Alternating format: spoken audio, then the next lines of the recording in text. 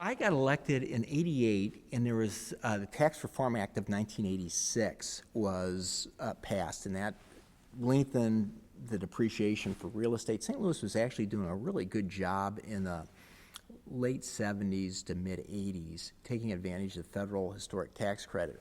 '86, they nixed that, so that went out. So when I first got elected, I think it was '88 or '89. I looked and there was like, I think 25 building permits for residential building permits issued for the whole city in '88.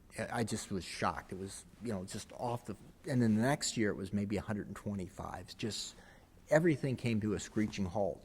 So my first 2 years were pretty uneventful right after I'd gotten elected. And all the projects that were being done then were just required an incredible amount of federal or public subsidy to get anything done. And one of the big projects that I first worked on, I was so proud of, was a project called Hampton Hall, which is absolutely one of my favorite intersections in the city. It's no longer in the 17th Ward, but it's now in, I think, the 18th or 28th, but it's McPherson and Newstead. And it's one of the really great buildings from like the 1930s, and it's a sister building across the street. And when you pull up to the intersection, it's just the Greystones across the street, Hampton Hall. But Hampton Hall was windowless and had nothing going on in it at all.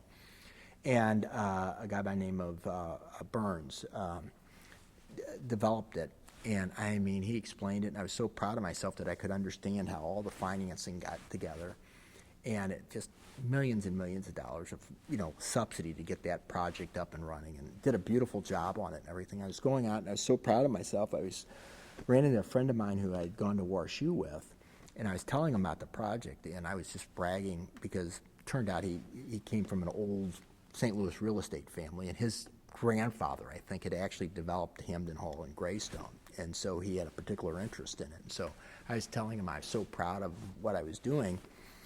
And then he's actually in the real estate business, and told me at the time that he had bought, a distressed property, I think it was in Chesterfield, a 400-unit apartment project, and he told me what they paid for that, and I thought about the amount of subsidy per dollar. I go, man, how are you ever going to fix up all that stuff if you're going to need that much subsidy? And it was like a revelation for me, and it occurred to me that we can't continue subsidizing at that level. We need to start thinking about how to go ahead and make things more valuable, rather than, if something costs this much to build and we're providing that much subsidy, and it's if it's costing this much to build and it's only worth that much, and we got to plug that gap, there's not enough money in Fort Knox to do that. And so it really kind of began changing my thinking. But that was Hampton Hall that got done, and then what we started doing was thinking about how to make things more valuable instead of providing more subsidy.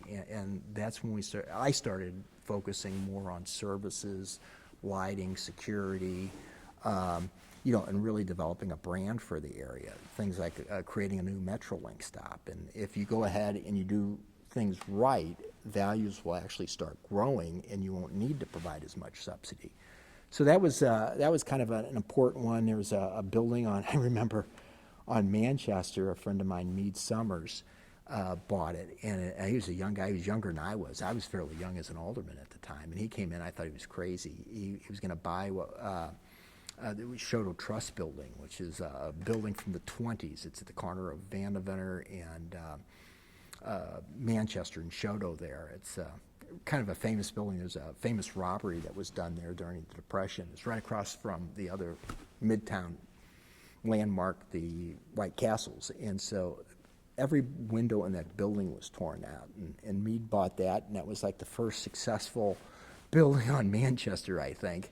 And of course, Manchester had, in its infancy, it was kind of the gay bar district, and so we had a couple gay bars over there, and they were like they were really the cutting edge, and they were there before anybody else was, when most of Manchester was boarded up, and so they're the first in, and they were over there for a number of years before things started going, and so that was all kind of important. Of course, the medical center was important, and I told you the Tax Reform Act of '86 ended the national credit, and there was a period of time, I remember, when I was really pessimistic, and I left a couple historic buildings get torn down because, you know, they're just uneconomical. It was, and it's, as I reflect back on a couple of them, I can just kind of kick myself.